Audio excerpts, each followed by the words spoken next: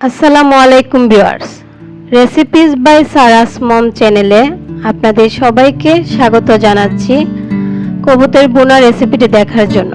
এখানে আমি একটি কবুতর নিয়েছি। চলে যাচ্ছি মূল রান্নায়। চুলায় একটি পাত্র বসিয়ে দিয়ে দিলাম সরিষার তেল পরিমাণ মতো। তেলটা গরম হয়ে আসলে দিয়ে দেব পেঁয়াজ কুচি।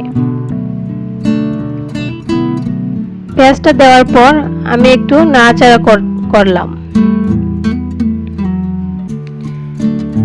পেঁয়াজটা একটু ভাজা হয়ে আসলে দিয়ে দেব 1 চা চামচ রসুন বাটা, দিয়ে দেব 1 চা চামচ আদা বাটা। দেওয়ার পর আমি এগুলোকে ভালোভাবে ভেজে নেব।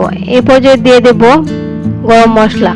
এখানে আমি নিয়েছি 2টা তেজপাতা, 2টি দারুচিনি, 4টা লবঙ্গ, 4টা এলাচ। এখন দিয়ে দিলাম 1 চা চামচ হলুদের গুঁড়ো, দিয়ে দিলাম 1.5 চা চামচ মরিচের গুঁড়ো, দিয়ে দিলাম 1 চা চামচ ধনিয়া গুঁড়ো, দিলাম স্বাদ মতো লবণ। এখন দিয়ে দেব 1 চা চামচ জিরা গুঁড়ো। মশলাগুলো দিয়ে আমি একটু সময় রান্না করব। মশলাটা ভাজা হয়ে আসলে দিয়ে দেব পানি।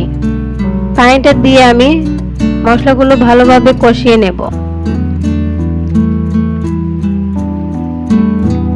আমি 2 মিনিট মশলাগুলোকে কষিয়ে নেব। ফিরে আসলাম 2 মিনিট পর। দেখুন আমার মশলাটা একদম কষানো হয়ে গিয়েছে। এখন দিয়ে দেব ধুয়ে রাখা কবুতরের মাংসগুলো। মাংসগুলো আমি মশলার সাথে ভালোভাবে মিশিয়ে নিচ্ছি। এখন আমি মাংসগুলোকে 5 মিনিট রান্না করব। এখানে আমি কোনো পানি অ্যাড করব না, পানি ছাড়াই আমি কষিয়ে নেব 5 মিনিট। ফিরে আসলাম 5 মিনিট পর। দেখুন আমার মাংসগুলো একদম কষানো হয়ে গিয়েছে। এখন দিয়ে দেব আধা চা চামচের চেয়ে কম গোলমরিচের গুঁড়ো, দিয়ে দিলাম পরিমাণ মতো পানি।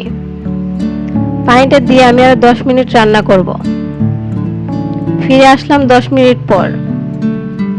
আমার ভিডিওটি ভালো লাগলে অবশ্যই চ্যানেলটি সাবস্ক্রাইব করবেন এবং পাশে থাকা বেল আইকনটি অন করে আমার সাথে থাকবেন। আমার রান্না হয়ে গিয়েছে। এই দেখুন কত সুন্দর হয়েছে কালারটা। খেতেও কিন্তু অসম্ভব ভালো লাগবে। আপনারা এইভাবে রান্না করে দেখবেন কতটা ভালো লাগে কবুতরের মাংস। একবার হলেও আপনারা বাসায় ট্রাই করবেন। সবাই ভালো থাকেন, সুস্থ থাকেন। আল্লাহ হাফেজ।